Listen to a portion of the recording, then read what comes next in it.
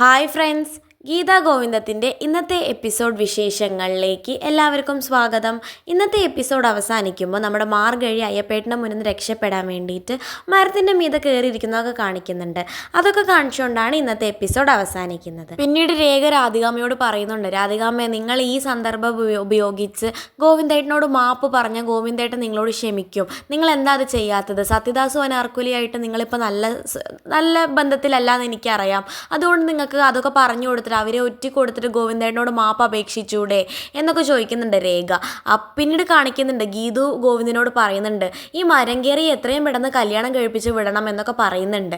അപ്പോൾ ഗോവിന്ദ് പറയുന്നുണ്ട്, എന്തിന് ആ കല്യാണം കഴിച്ച ആളെയും കൂടെ മരങ്ങേറ്റം പഠിപ്പിക്കാനാണോ ഗീതു എന്നൊക്കെ ചോദിക്കുന്നുണ്ട്. പിന്നെ ഗോവിന്ദ് പറയുന്നുണ്ട് രാധികാമ്മയുടെ അടുത്ത്, നിങ്ങൾക്ക് എല്ലാ കാര്യങ്ങളും അറിയായിരുന്നല്ലോ.